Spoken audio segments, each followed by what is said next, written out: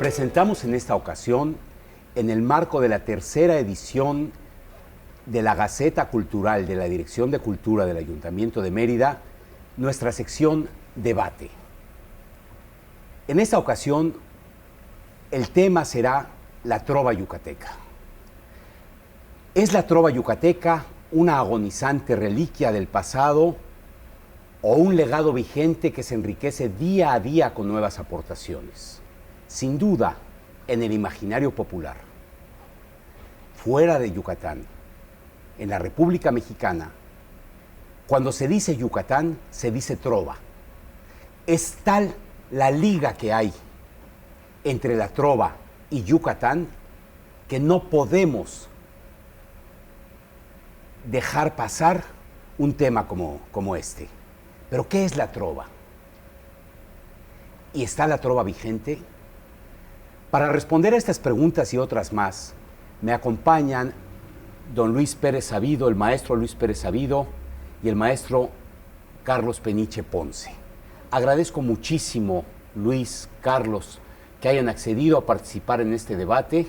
Y bueno, con esta pregunta polémica, ¿está vigente la trova o es una reliquia del pasado?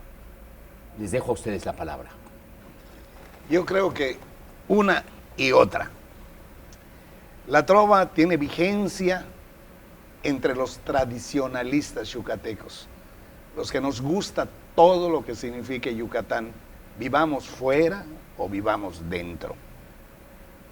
La trova yucateca la vemos todos los jueves en Santa Lucía, 2 miércoles al mes en el Museo de la Canción Yucateca, todas las noches con Tony Espinosa, 40 tríos están en torno a la plaza principal. Al mediodía hay una peña de trova en el Hotel Caribe. Hay una escuela de trova en Mejorada de la Secretaría de la Cultura. Hay una escuela de trova en la Secretaría de Educación Pública. Creo yo que la trova es un requerimiento espiritual de la gente media. Las gentes que no han resuelto sus problemas primarios, su subsistencia, difícilmente tengan esa exquisitez. Y sí se requiere exquisitez para la trova yucateca, porque parte de un verso bien rimado, bien estructurado, escrito por un bardo de abolengo. Llámese Peón Contreras, Medis Bolio, Duarte Moreno, Ricardo López Méndez, Humberto Lara y Lara, Alfredo Aguilar Alfaro. Un disparate con ritmo de bambuco no es trova yucateca. ¿Tú estás de acuerdo con eso, Carlos? ¿Está vigente la trova? A veces la vemos como ya en un relicario y en un santuario muy ajena a nosotros. Sí, la vemos y mucha gente que está fuera de este contacto y contexto histórico y musical y letrístico, como decía el maestro Luis Pérez Sabido, pues no la puede entender y puede pensar que está perdido, que es una reliquia, que es un simple legado. Sí es un legado, es un gran legado vivo, ¿no? Como perfectamente acaba de ilustrar Luis, pero desde luego que esta situación de la letra y de la melodía y armonía identifica a la trova yucateca a nivel nacional, desde luego.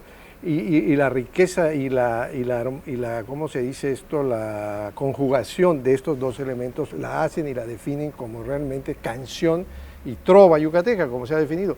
Yo ahí donde tengo mi duda, y solo Luis creo que nos puede aclarar esto, si la vigencia, que es evidente en lo que hemos dicho, también lo está en cuanto a las composiciones, o sea, en cuanto a los compositores jóvenes o actuales o contemporáneos.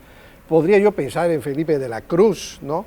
Pero no sé yo exactamente si esta es una continuidad o es una variante. Felipe de la Cruz es contemporáneo. Es un hombre contemporáneo. Angélica Balado, Angélica Balado, más representativos de lo contemporáneo. ¿No? Mira, hay una trova tradicional de la época de oro, los 20s, 30s, a la que pertenecen Palmerín, Guti Cárdenas, Pepe Domínguez como grandes exponentes, que se nutren de los versos de los poetas que acabo de mencionar.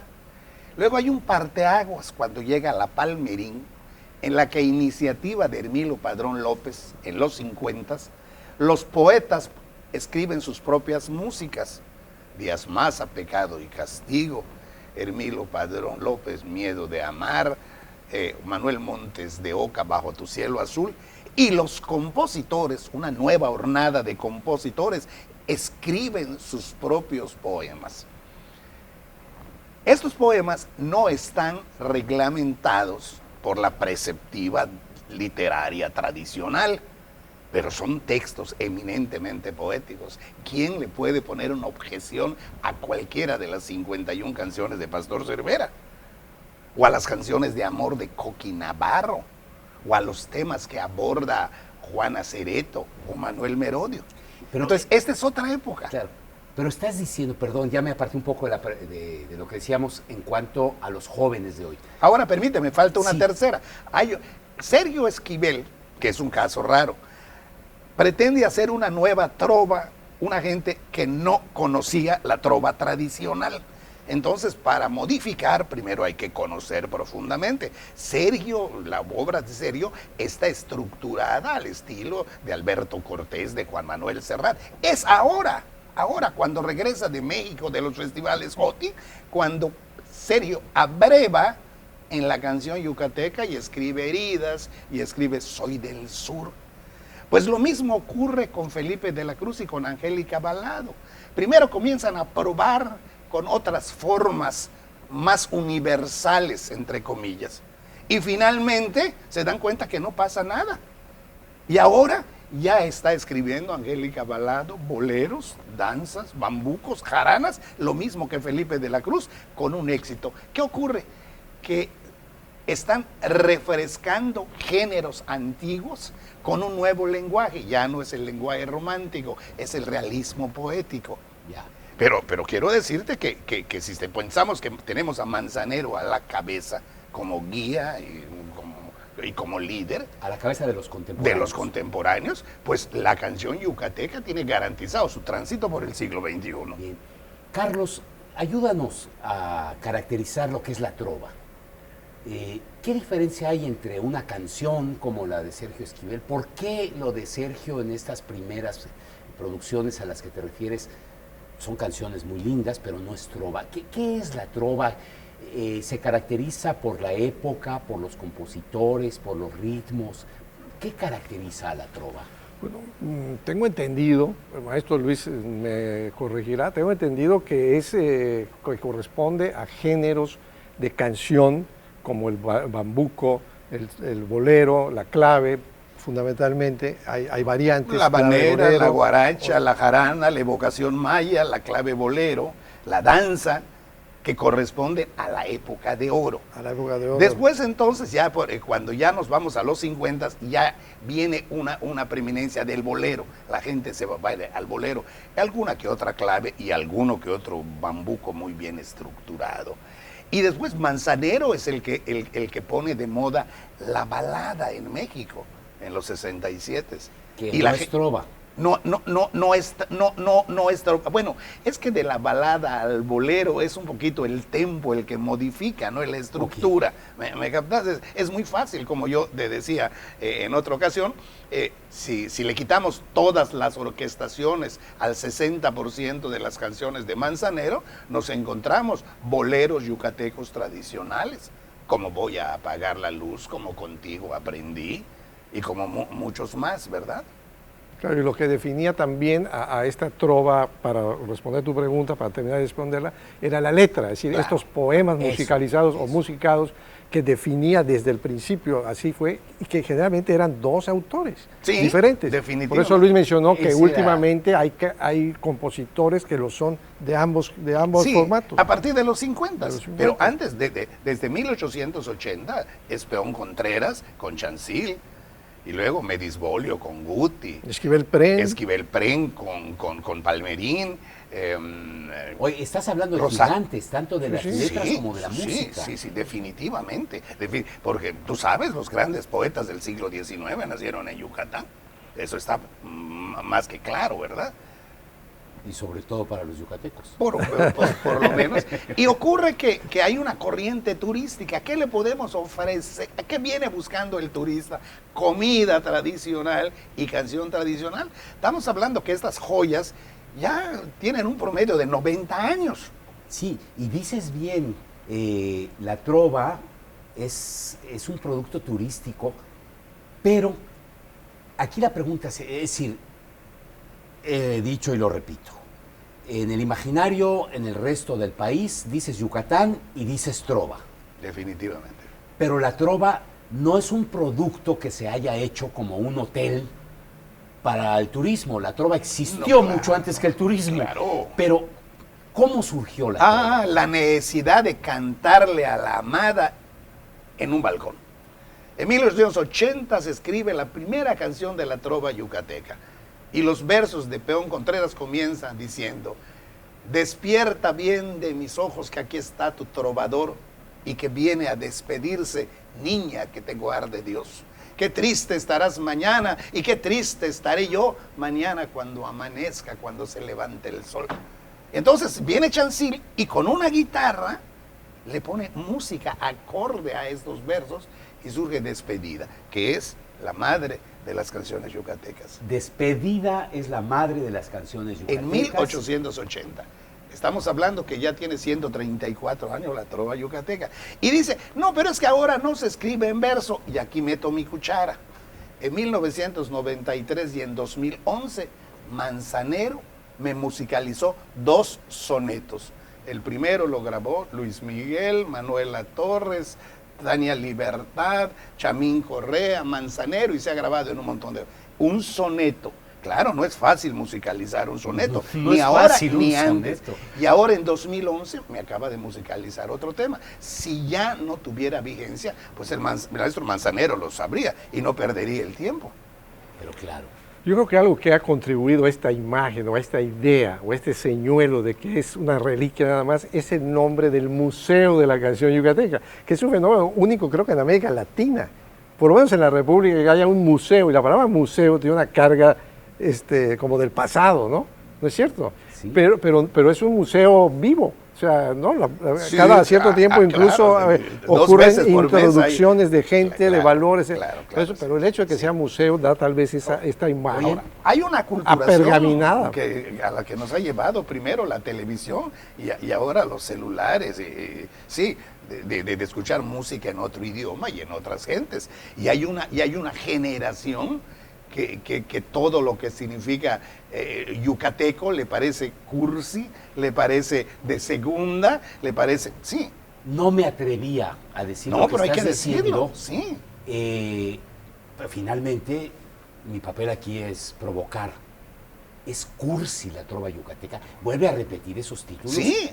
Y fuera de contexto se ven muy, muy cursis. Es cursi la trova yucateca. Bueno, quiero decirte un detalle. La oye cursi el que está mal pronunciando en nuestro idioma otros textos que no sabe ni siquiera qué significa. O sea, la culpa la tienen otros. Y si los ves traducidos, dices tú, y eso es que lo... Y sin embargo, cuando te vas al fondo, los Beatles son los que ponen el bolero de moda en el gusto anglosajón, porque Yesterday es un bolero. Y eso lo hacen ellos a partir de que conocen Bésame mucho de Consuelo Velázquez y la graban. Eso no lo sabe la gente. Y tú oyes Yesterday y pones maracas y 3 guitarras y es un bolero. Oye, eso es una maravilla. Mira, perdón, usualmente yo no me meto en estas cosas, pero sí quiero decirles y platicarles a ustedes que nos están escuchando que hay una... dentro de la Semana Santa en Sevilla, Ajá. está como el canto a la Virgen del Rocío, la peregrinación del canto a la Virgen del Rocío, es ni más ni menos que peregrina. Uno de los 4 temas. Mira, eso ya hice un estudio A ver, sobre qué eso. bueno. Sí. En la Semana Santa, en la peregrinación, la marcha de Nuestra Señora del Rocío, que le escribió un maestro Vidrié, tiene cuatro mudanzas o 4 temas. El segundo es peregrina. El peregrina totalmente de pe a pa. Absolutamente. Yo tengo la grabación comprada en Sierpes, esa calle donde venden discos en Sevilla. Absolutamente. Y ha habido una lucha y por fin ya se reconoce que ese fragmento es de Palmerín. De Palmerín. De Palmerín. Finalmente, ¿y cómo le habrá llegado Bueno, allá es donde piensas cómo ha volado nuestra canción.